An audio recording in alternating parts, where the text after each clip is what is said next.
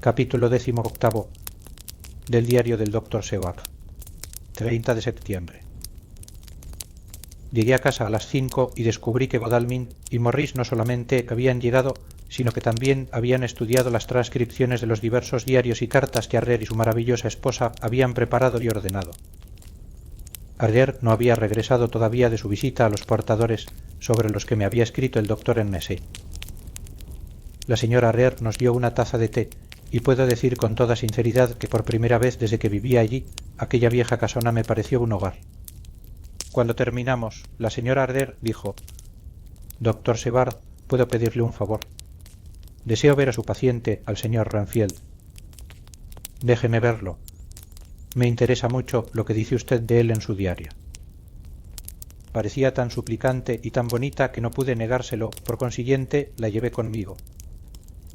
Cuando entré en la habitación, le dije al hombre que había una dama a la que le gustaría verlo, a lo cual respondió simplemente: «¿Por qué?» «Está visitando toda la casa y desea ver a todas las personas que hay en ella», le contesté. «Ah, muy bien», dijo. «Déjela entrar, sea como sea, pero espere un minuto hasta que ponga en orden el lugar». Su método de ordenar la habitación era muy peculiar. Simplemente se tragó todas las moscas y arañas que había en las cajas antes de que pudiera impedírselo. Era obvio que temía o estaba celoso de cualquier interferencia. Cuando hubo concluido su desagradable tarea, dijo amablemente: «Haga pasar a la dama». Y se sentó sobre el borde de su cama con la cabeza inclinada hacia abajo, pero con los párpados alzados para poder ver a la dama en cuanto entrara en la habitación. Por espacio de un momento estuve pensando que quizá tuviera intenciones homicidas.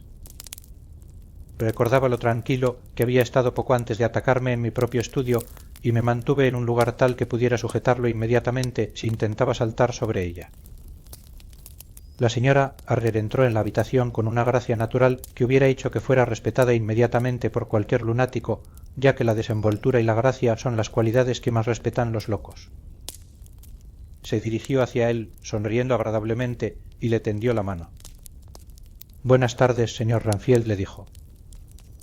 «Como usted puede ver, lo conozco. El doctor Sevard me ha hablado de usted».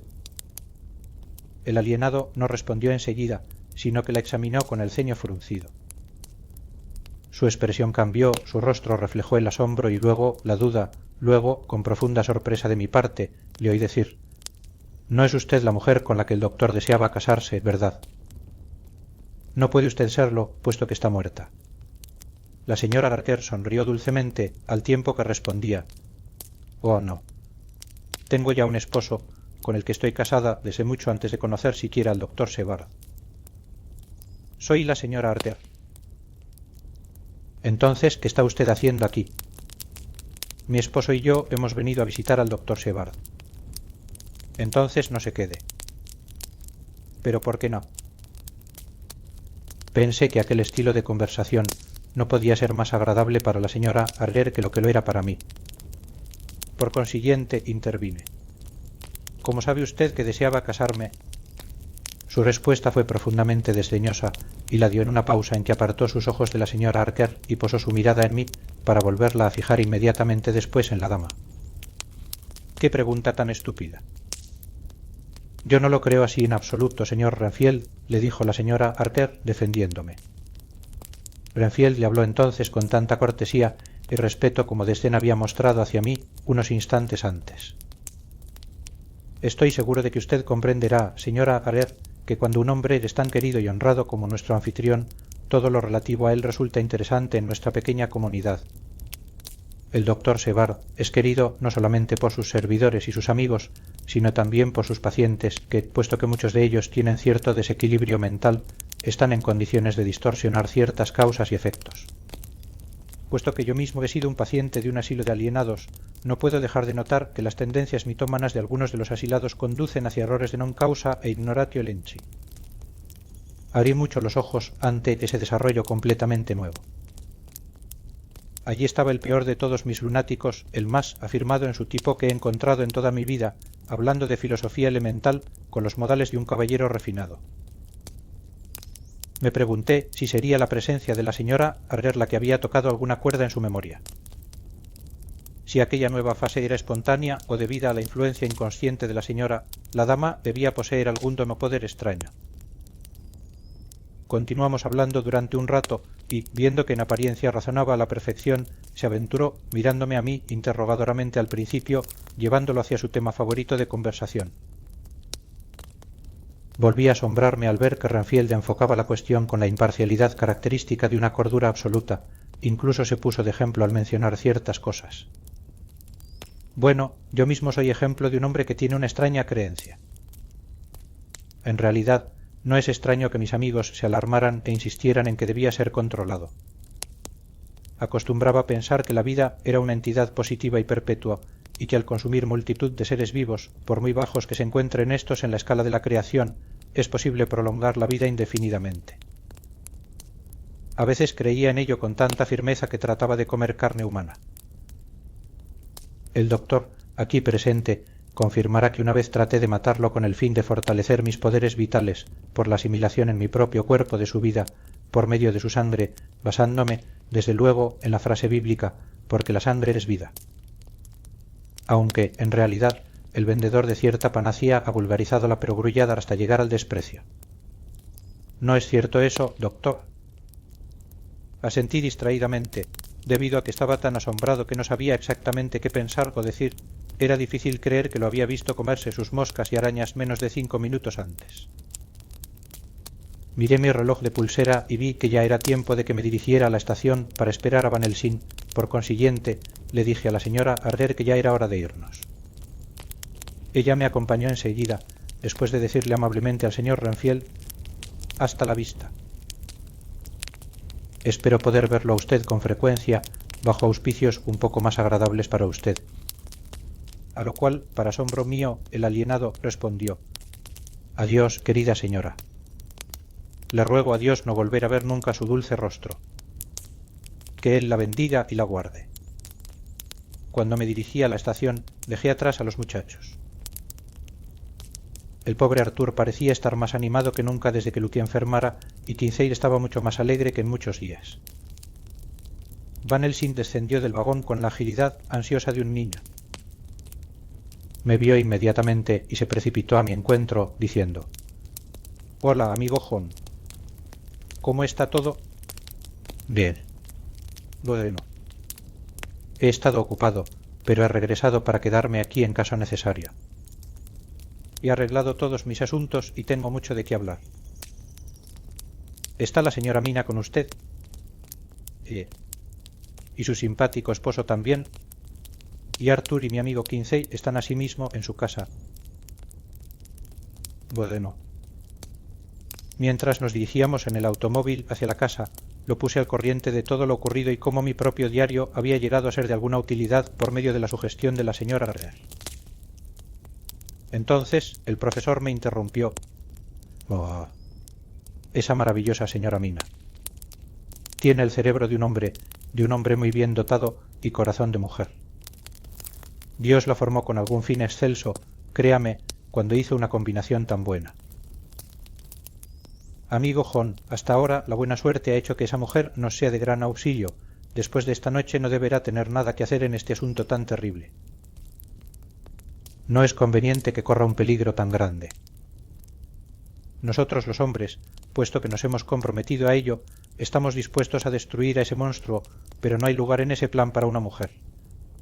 Incluso si no sufre daños físicos, su corazón puede fallarle en muchas ocasiones, debido a esa multitud de horrores, y a continuación puede sufrir de insomnios a causa de sus nervios y al dormir, debido a las pesadillas. Además, es una mujer joven y no hace mucho tiempo que se ha casado. Puede que haya otras cosas en que pensar en otros tiempos, aunque no en la actualidad. Me ha dicho usted que lo ha escrito todo, por consiguiente, lo consultará con nosotros, pero mañana se apartará de este trabajo y continuaremos solos». Estuve sinceramente de acuerdo con él, y a continuación le relaté todo lo que habíamos descubierto en su ausencia y que la casa que había adquirido Drácula era la contigua a la mía. Se sorprendió mucho y pareció sumirse en profundas reflexiones. «Oh, si lo hubiéramos sabido antes», exclamó. lo hubiéramos podido alcanzar a tiempo para salvar a la pobre Luce. Sin embargo, la leche derramada no se puede recoger, como dicen ustedes. No debemos pensar en ello, sino continuar nuestro camino hasta el fin. Luego se sumió en un silencio que duró hasta que entramos en mi casa. Antes de ir a prepararnos para la cena, le dijo a la señora Garter: «Mi amigo Jon me ha dicho, señora Mina, que su esposo y usted han puesto en orden todo lo que hemos podido obtener hasta este momento». «No hasta este momento», le dijo ella impulsivamente, «sino hasta esta mañana». «¿Pero por qué no hasta este momento?» «Hemos visto hasta ahora los buenos resultados que han dado los pequeños detalles. Hemos revelado todos nuestros secretos y, no obstante, ninguno de ellos va a ser lo peor de cuanto tenemos que aprender aún». La señora Arder comenzó a sonrojarse y, sacando un papel del bolsillo, dijo: «Doctor Van Helsing, ¿quiere usted leer esto y decirme si es preciso que lo incluyamos? Es mi informe del día de hoy. Yo también he comprendido la necesidad de registrarlo ahora todo, por muy trivial que parezca, pero en esto hay muy poco que no sea personal. Debemos incluirlo». El profesor leyó la nota gravemente y se la devolvió a Mina, diciendo: «No es preciso que lo incluyamos, si usted no lo desea así, pero le ruego que acepte hacerlo. Solamente hará que su esposo la ame todavía más y que todos nosotros, sus amigos, la honremos, la estimemos y la queramos más aún». La señora Arder volvió a tomar el pedazo de papel con otro sonrojo y una amplia sonrisa. «Y de ese modo, hasta este preciso instante, todos los registros que tenemos están completos y en orden». El profesor se llevó una copia para examinarla después de la cena y antes de nuestra reunión, que ha sido fijada para las 9 de la noche. Los demás lo hemos leído ya todo, así, cuando nos reunamos en el estudio, estaremos bien informados de todos los hechos y podremos preparar nuestro plan de batalla contra ese terrible y misterioso enemigo. Del diario de Mina Arter, 30 de septiembre. Cuando nos reunimos en el estudio del doctor Sevard, 2 horas después de la cena, que tuvo lugar a las 6 de la tarde, formamos de manera inconsciente una especie de junta o comité. El profesor Van Helsing se instaló en la cabecera de la mesa, en el sitio que le indicó el doctor Sevard en cuanto entró en la habitación. Me hizo sentarme inmediatamente a su derecha y me rogó que actuara como secretaria. Conatan se sentó a mi lado, y frente a nosotros se encontraban Lord Godalming, el doctor Sevard y el señor Morris. Lord Godalming se encontraba al lado del profesor y el doctor Sevard en el centro. El profesor dijo: «Creo que puedo dar por sentado que todos estamos al corriente de los hechos que figuran en esos documentos». Todos asentimos y el doctor continuó: «Entonces creo que sería conveniente que les diga algo sobre el tipo de enemigo al que vamos a tener que enfrentarnos. Así pues, voy a revelarles parte de la historia de ese hombre que he podido llegar a conocer. A continuación podremos discutir nuestro método de acción y podremos tomar de común acuerdo todas las disposiciones necesarias. Existen seres llamados vampiros, todos nosotros tenemos pruebas de su existencia. Incluso en el caso de que no dispusiéramos de nuestras desafortunadas experiencias, las enseñanzas y los registros de la antigüedad proporcionan pruebas suficientes para las personas cuerdas. Admito que al principio yo mismo era escéptico al respecto. Si no me hubiera preparado durante muchos años para que mi mente permaneciera clara, no lo habría podido creer en tanto los hechos me demostraran que era cierto, con pruebas fehacientes e irrefutables. Sí, ay, hubiera sabido antes lo que sé ahora, incluso lo que adivino, hubiéramos podido quizá salvar una vida que nos era tan preciosa a todos cuantos la amábamos.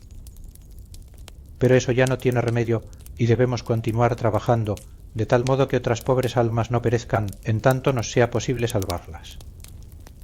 El Nosferatu no muere como las abejas cuando han picado, dejando su aguijón. Es mucho más fuerte y debido a ello tiene mucho más poder para hacer el mal. Ese vampiro que se encuentra entre nosotros es tan fuerte personalmente como 20 hombres, tiene una inteligencia más aguda que la de los mortales, puesto que ha ido creciendo a través de los tiempos, posee todavía la ayuda de la nigromancia, que es, como lo implica su etimología, la adivinación por la muerte, y todos los muertos que fallecen a causa suya están a sus órdenes, es rudo y más que rudo, puede, sin limitaciones, aparecer y desaparecer a voluntad cuando y donde lo desee y en cualquiera de las formas que le son propias, puede, dentro de sus límites, dirigir a los elementos, la tormenta, la niebla, los truenos, puede dar órdenes a los animales dañinos, a las ratas, los búhos y los murciélagos a las polillas, a los zorros y a los lobos, puede crecer y disminuir de tamaño y puede a veces hacerse invisible. Así pues, ¿cómo vamos a llevar a cabo nuestro ataque para destruirlo? ¿Cómo podremos encontrar el lugar en que se oculta y después de haberlo hallado, destruirlo? Amigos míos, es una gran labor.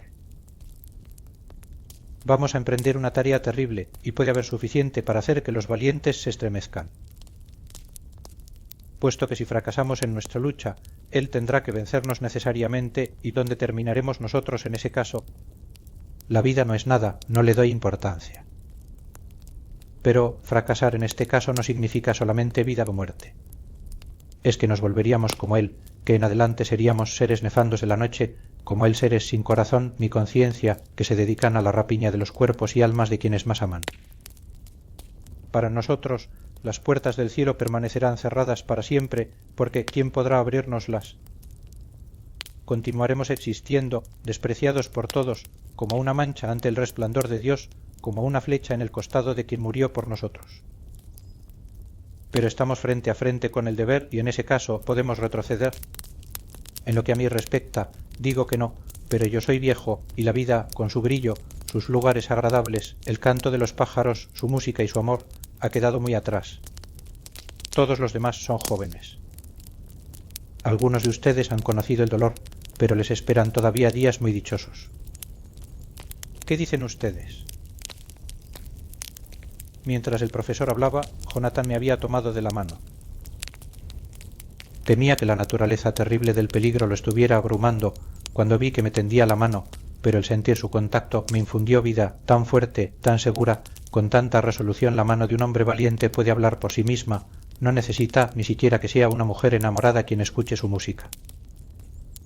Cuando el profesor cesó de hablar, mi esposo me miró a los ojos y yo lo miré a él. No necesitábamos hablar para comprendernos. Respondo por Mina y por mí, dijo. Cuente conmigo, profesor, dijo Quincey Morris, lacónicamente, como de costumbre. Estoy con ustedes, dijo Lord Godalming, por el amor de Lucy y no por ninguna otra razón. El doctor Sevard se limitó a sentir. El profesor se puso en pie y después de dejar su crucifijo de oro sobre la mesa, extendió las manos a ambos lados. Yo le tomé la mano derecha y Lord Godalming la izquierda. Jonathan me cogió la mano derecha con su izquierda y tendió su derecha al señor Morris. Así, cuando todos nos tomamos de la mano, nuestra promesa solemne estaba hecha. Sentí una frialdad mortal en el corazón, pero ni por un momento se me ocurrió retractarme. Volvimos a tomar asiento en nuestros sitios correspondientes y el doctor Van Helsing siguió hablando con una complacencia que mostraba claramente que había comenzado el trabajo en serio. Era preciso tomarlo con la misma gravedad y seriedad que cualquier otro asunto importante de la vida. Bueno, ya saben a qué tendremos que enfrentarnos, pero tampoco nosotros carecemos de fuerza. Tenemos, por nuestra parte, el poder de asociarnos, un poder que les es negado a los vampiros, tenemos fuentes científicas, somos libres para actuar y pensar, y nos pertenecen tanto las horas diurnas como las nocturnas. En efecto, por cuanto nuestros poderes son extensos, son también abrumadores y estamos en libertad para utilizarlos. Tenemos una verdadera devoción a una causa y un fin que alcanzar que no tiene nada de egoísta. Eso es mucho ya. Ahora veamos hasta dónde están limitados los poderes a que vamos a enfrentarnos y cómo está limitado el individuo. En efecto, vamos a examinar las limitaciones de los vampiros en general y de este en particular. Todo cuanto tenemos como puntos de referencia son las tradiciones y las supersticiones. Esos fundamentos no parecen, al principio, ser muy importantes cuando se ponen en juego la vida y la muerte. No tenemos modo de controlar otros medios y, en segundo lugar, porque, después de todo, esas cosas, la tradición y las supersticiones, son algo. No es cierto que otros conservan la creencia en los vampiros, aunque nosotros no. Hace un año, ¿quién de nosotros hubiera aceptado una posibilidad semejante en medio de nuestro siglo XIX, científico, escéptico y realista? Incluso nos negábamos a aceptar una creencia que parecía justificada ante nuestros propios ojos. Aceptemos entonces que el vampiro y la creencia en sus limitaciones y en el remedio contra él reposan por el momento sobre la misma base. puesto que déjenme decirles que ha sido conocido en todos los lugares que han sido habitados por los hombres. En la antigua Grecia, en la antigua Roma, existió en Alemania, en Francia, en la India, incluso en el Chernoseso y en China, que se encuentra tan lejos de nosotros, por todos conceptos, existe todavía y los pueblos los temen incluso en nuestros días. Ha seguido la estela de los islandeses navegantes, de los malditos hunos, de los eslavos, los sajones y los magiares. Hasta aquí tenemos todo lo que podríamos necesitar para actuar, y permítanme decirles que muchas de las creencias han sido justificadas por lo que hemos visto en nuestra propia y desgraciada experiencia. El vampiro sigue viviendo y no puede morir simplemente a causa del paso del tiempo, puede fortalecerse cuando tiene oportunidad de alimentarse de la sangre de los seres vivos. Todavía más, hemos visto entre nosotros que puede incluso rejuvenecerse, que sus facultades vitales se hacen más poderosas y que parecen refrescarse cuando tiene suficiente provisión de sangre humana. Pero no puede prosperar sin ese régimen, no come como los demás. Ni siquiera el amigo Jonathan, que vivió con él durante varias semanas, lo vio comer nunca. No proyecta sombra, ni se refleja en los espejos, como observó también Jonathan. Tiene la fuerza de muchos en sus manos, testimonio también de Jonathan, cuando cerró la puerta contra los lobos y cuando lo ayudó a bajar de la diligencia. Puede transformarse en lobo, como lo sabemos por su llegada a Villituí y por el amigo Jon, que lo vio salir volando de la casa contigua, y por mi amigo Quincey, que lo vio en la ventana de la señorita Luty. Puede aparecer en medio de una niebla que él mismo produce, como lo atestigua el noble capitán del barco, que lo puso a prueba, pero, por cuanto sabemos, la distancia a que puede hacer llegar esa niebla es limitada y solamente puede encontrarse en torno a él. Llega en los rayos de luz de la luna como el polvo cósmico, como nuevamente Jonathan vio a esas hermanas en el castillo de Drácula. Se hace tan pequeño, nosotros mismos vimos a la señorita Luty, antes de que recuperara la paz, entrar por una rendija del tamaño de un cabello en la puerta de su tumba. Puede, una vez que ha encontrado el camino, salir de o entrar a cualquier sitio, por muy herméticamente cerrado que esté, o incluso unido por el fuego, soldado, podríamos decir. Puede ver en la oscuridad, lo cual no es un pequeño poder en un mundo que está siempre sumido a medias en la oscuridad. Pero, escúchenme bien, puede hacer todas esas cosas, aunque no está libre. No, es todavía más prisionero que el esclavo en las galeras o el loco en su celda. No puede ir a donde quiera. Aunque no pertenece a la naturaleza debe, no obstante, obedecer a algunas de las leyes naturales, no sabemos por qué. No puede entrar en cualquier lugar al principio, a menos que haya algún habitante de la casa que lo haga entrar, aunque después pueda entrar cuando y como quiera. Sus poderes cesan, como los de todas las cosas malignas, al llegar el día. Solamente en algunas ocasiones puede gozar de cierto margen de libertad. Si no se encuentra exactamente en el lugar debido, solamente puede cambiarse al mediodía o en el preciso momento de la puesta del sol o del amanecer. Son cosas que hemos sabido y que en nuestros registros hemos probado por inferencia. Así, mientras puede hacer lo que guste dentro de sus límites, cuando se encuentra en el lugar que le corresponde, en tierra, en su ataúd o en el infierno, en un lugar profano, como vimos cuando se dirigió a la tumba del suicida en Villituí, en otros lugares, solamente puede cambiarse cuando llega el momento oportuno. Se dice también que solamente puede pasar por las aguas corrientes al reflujo de la marea.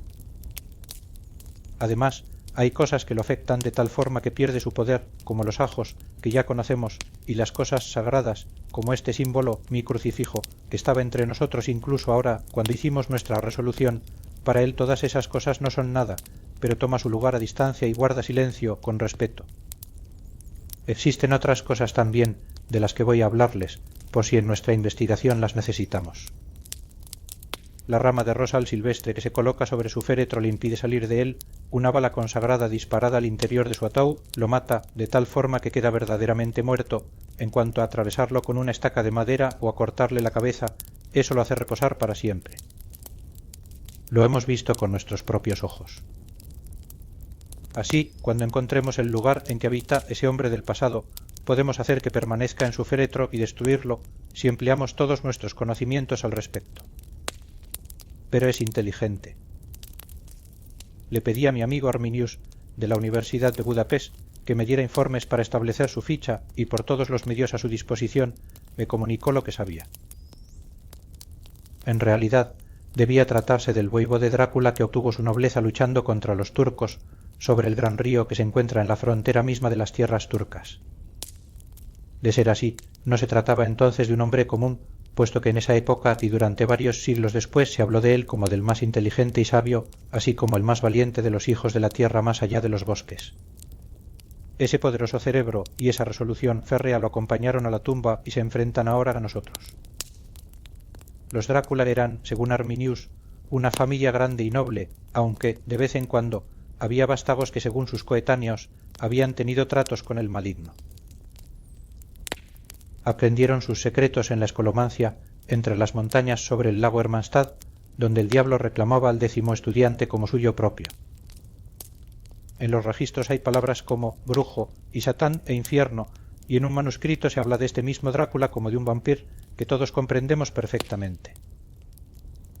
De esa familia surgieron muchos hombres y mujeres grandes, y sus tumbas consagraron la tierra donde solo este ser maligno puede morar. Porque no es el menor de sus horrores que ese ser maligno esté enraizado en todas las cosas buenas, sino que no puede reposar en suelo que tenga reliquias santas. Mientras hablaba el maestro, el señor Morris estaba mirando fijamente a la ventana y, levantándose tranquilamente, salió de la habitación. Se hizo una ligera pausa y el profesor continuó. Ahora debemos decidir qué vamos a hacer. Tenemos a nuestra disposición muchos datos y debemos hacer los planes necesarios para nuestra campaña. Sabemos por la investigación llevada a cabo por Jonathan que enviaron del castillo 50 cajas de tierra a Vitui y que todas ellas han debido ser entregadas en Carfas. Sabemos asimismo que al menos unas cuantas de esas cajas han sido retiradas. Me parece que nuestro primer paso debe ser el averiguar si el resto de esas cajas permanecen todavía en la casa que se encuentra más allá del muro que hemos observado hoy o si han sido retiradas otras. De ser así, debemos seguirlas. En ese punto fuimos interrumpidos de un modo asombroso.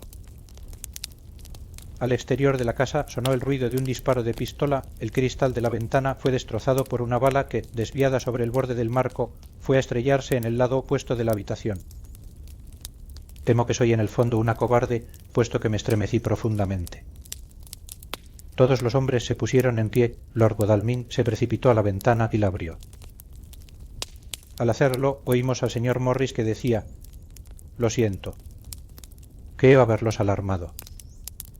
Voy a subir y les explicaré todo lo relativo a mi acto». Un minuto más tarde entró en la habitación y dijo: «Fue una idiotez de mi parte y le pido perdón, señora Arquer, con toda sinceridad. Creo que he debido asustarla mucho. Pero el hecho es que mientras el profesor estaba hablando un gran murciélago se posó en el pretil de la ventana. Les tengo un horror tan grande a esos espantosos animales desde que se produjeron los sucesos recientes que no puedo soportarlos y salí para pegarle un tiro, como lo he estado haciendo todas las noches, siempre que veo alguno. Antes acostumbraba usted reírse de mí por ello, Art». «¿Lo hirió?», preguntó el doctor Van Helsing. «No lo sé, pero creo que no, ya que se alejó volando hacia el bosque». Sin añadir más, volvió a ocupar su asiento y el profesor reanudó sus declaraciones. Debemos encontrar todas y cada una de esas cajas y cuando estemos preparados debemos capturar o liquidar a ese monstruoco, por así decirlo. Debemos esterilizar esa tierra para que ya no pueda buscar refugio en ella. Así, al fin, podremos hallarlo en su forma humana, entre el mediodía y la puesta del sol y atacarlo cuando más debilitado se encuentre. Ahora, en cuanto a usted, señora Mina, esta noche es el fin hasta que todo vaya bien. No es usted demasiado preciosa para correr riesgos semejantes. Cuando nos separemos esta noche, usted no deberá ya volver a hacernos preguntas. Se lo explicaremos todo a su debido tiempo. Nosotros somos hombres y estamos en condiciones de soportarlo, pero usted debe ser nuestra estrella y esperanza y actuaremos con mayor libertad si no se encuentra usted en peligro como nosotros». Todos los hombres, incluso Jonathan, parecieron sentir alivio, pero no me parecía bueno que tuvieran que enfrentarse al peligro y quizá reducir su seguridad, siendo la fuerza la mejor seguridad, solo por tener que cuidarme, pero estaban decididos, y aunque era una píldora difícil de tragar para mí, no podía decir nada. Me limité a aceptar aquel cuidado quijotesco de mi persona. El señor Morris resumió la discusión. Como no hay tiempo que perder, propongo que le echemos una ojeada a esa casa ahora mismo. El tiempo es importante y una acción rápida nuestra puede salvar a otra víctima. Sentí que el corazón me fallaba cuando vi que se acercaba el momento de entrar en acción, pero no dije nada, pues tenía miedo, ya que si parecía ser un estorbo o una carga para sus trabajos, podrían dejarme incluso fuera de sus consejos. Ahora se han ido a Carfas, lo cual quiere decir que van a entrar en la casa. De manera muy varonil, me han dicho que me acueste y que duerma como si una mujer pudiera dormir cuando las personas a quienes ama se encuentran en peligro. Tengo que acostarme y fingir que duermo, para que Jonathan no sienta más ansiedad por mí cuando regrese. Del diario del doctor Sevard. 1 de octubre a las 4 de la mañana. En el momento en que nos disponíamos a salir de la casa, me llegó un mensaje de Renfield rogándome que fuera a verlo inmediatamente, debido a que tenía que comunicarme algo de la mayor importancia. Le dije al mensajero que le comunicara que cumpliría sus deseos por la mañana, que estaba ocupado en esos momentos. El enfermero añadió: «Parece muy intranquilo, señor». Nunca lo había visto tan ansioso. Creo que si no va usted a verlo pronto, es posible que tenga uno de sus ataques de violencia.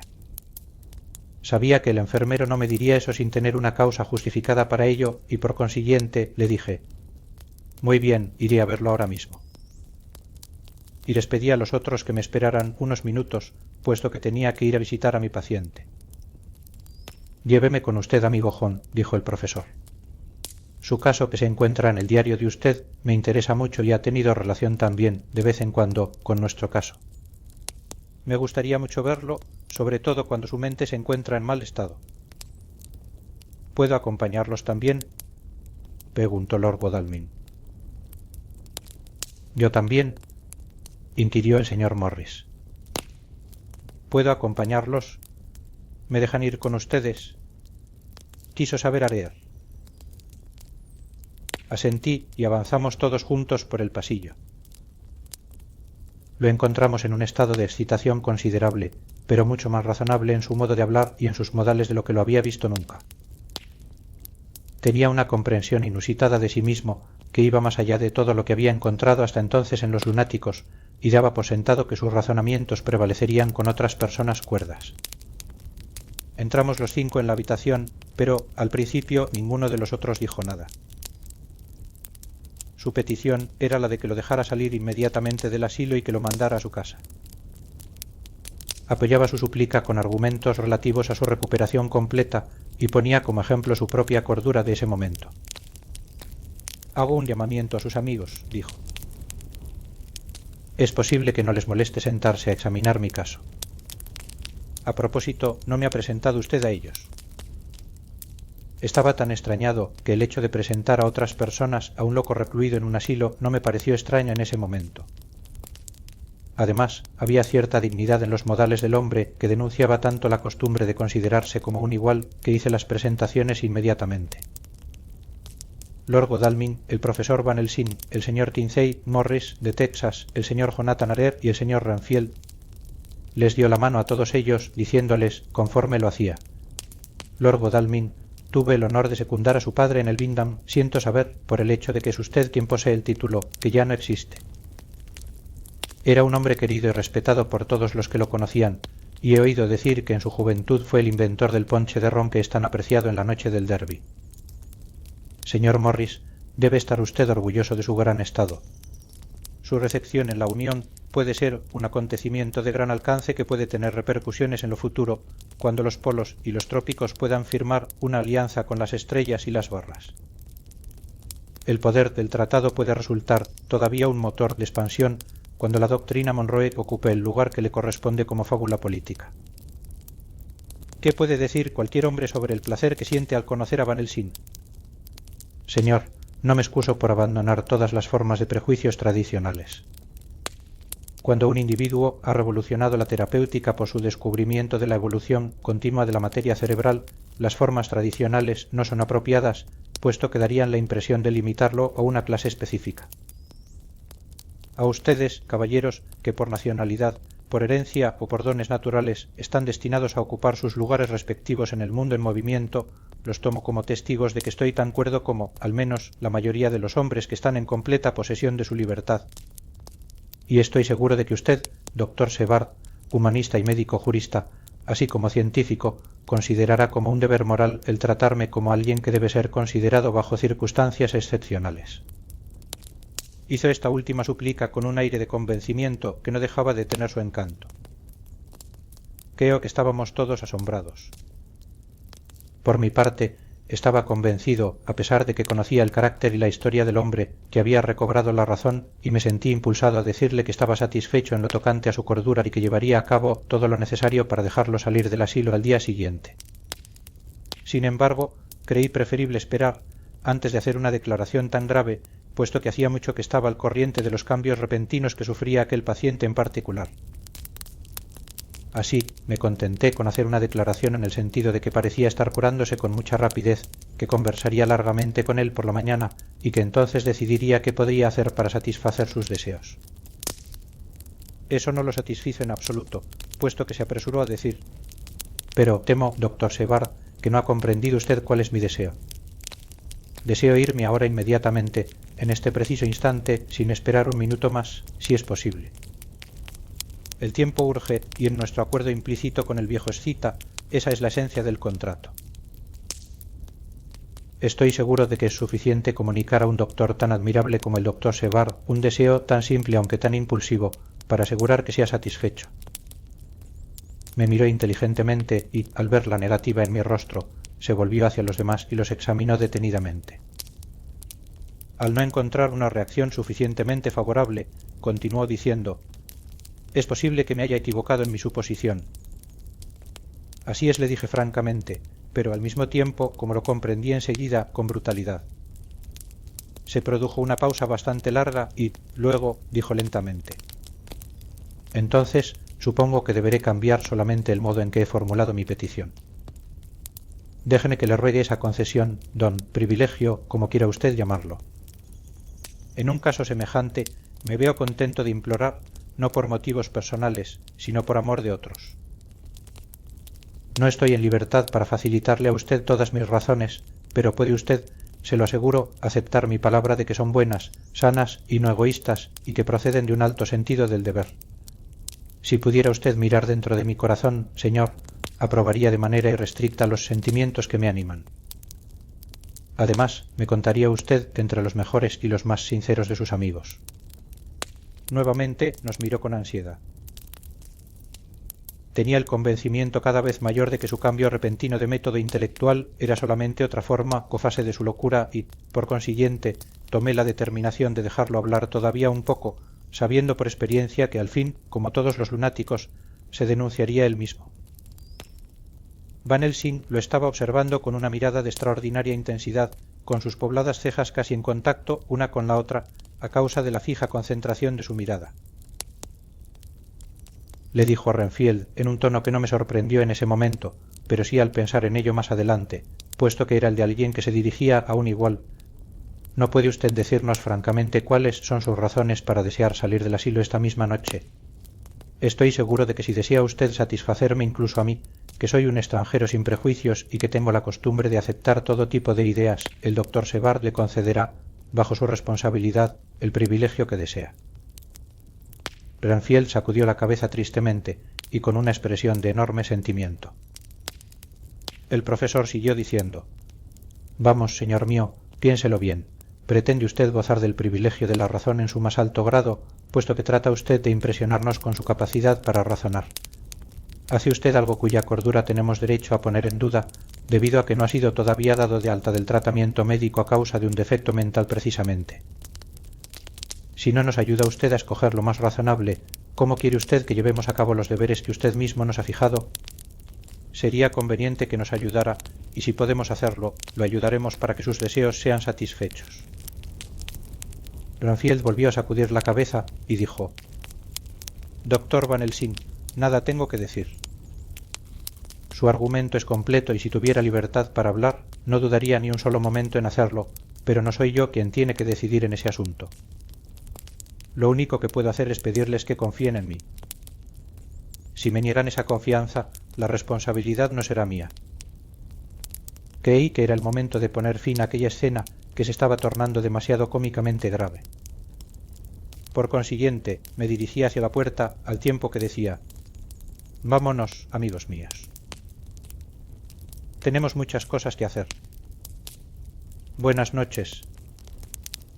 Sin embargo, cuando me acerqué a la puerta, un nuevo cambio se produjo en el paciente.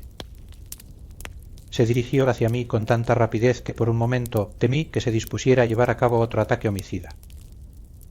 Sin embargo, mis temores eran infundados, ya que extendió las dos manos, en actitud suplicante, y me hizo su petición en tono emocionado. Como vio que el mismo exceso de su emoción operaba en contra suya, al hacernos volver a nuestras antiguas ideas, se hizo todavía más demostrativo. Miré a Van Helsing y vi mi convicción reflejada en sus ojos. Por consiguiente, me convencí todavía más de lo correcto de mi actitud e hice un ademán que significaba claramente que sus esfuerzos no servían para nada. Había visto antes en parte la misma emoción que crecía constantemente cuando me dirigía alguna petición de lo que, en aquellos momentos, significaba mucho para él, como, por ejemplo, cuando deseaba un gato y esperaba presenciar el colapso hacia la misma aquiescencia osca en esta ocasión. Lo que esperaba no se cumplió, puesto que cuando comprendió que su súplica no servía de nada, se puso bastante frenético. Se dejó caer de rodillas y levantó las manos juntas, permaneciendo en esa postura, en dolorosa súplica, y repitió su ruego con insistencia, mientras las lágrimas resbalaban por sus mejillas, y tanto su rostro como su cuerpo expresaban una intensa emoción. Permítame suplicarle, doctor Sevart, déjeme que le implore que me deje salir de esta casa inmediatamente. Mándeme como quiera y a donde quiera, envíe guardianes conmigo, con látigos y cadenas, deje que me lleven metido en una camisa de fuerza, maniatado y con las piernas trabadas con cadenas, incluso a la cárcel, pero déjeme salir de aquí. No sabe usted lo que hace al retenerme aquí. Le estoy hablando del fondo de mi corazón con toda mi alma. No sabe usted a quién causa perjuicio mi cómo, y yo no puedo decírselo. Ay de mí, no puedo decirlo. Por todo lo que le es sagrado, por todo lo que le es querido, por su amor perdido, por su esperanza de que viva, por amor del Todopoderoso, sáqueme usted de aquí y evite que mi alma se sienta culpable. ¿No me oye usted, doctor? ¿No comprende usted que estoy cuerdo y que le estoy diciendo ahora la verdad, que no soy un lunático en un momento de locura, sino un hombre cuerdo que está luchando por la salvación de su alma? Oh, escúcheme. Déjeme salir de aquí. Déjenme. Pensé que cuanto más durara todo aquello tanto más furioso se pondría y que, así, le daría otro ataque de locura. Por consiguiente, lo tomé de la mano e hice que se levantara. Vamos, le dije con firmeza. No continúe esa escena, ya la hemos presenciado bastante. Vaya a su cama y trate de comportarse de modo más discreto. Repentinamente guardó silencio y me miró un momento fijamente. Luego, sin pronunciar una sola palabra, se volvió y se sentó al borde de la cama. El colapso se había producido, como en ocasiones anteriores, tal como yo lo había esperado. Cuando me disponía a salir de la habitación, el último del grupo me dijo, con voz tranquila y bien controlada: «Espero, doctor Sevart, teniendo en cuenta lo que pueda suceder más adelante, que haya yo hecho todo lo posible por convencerlo a usted esta noche».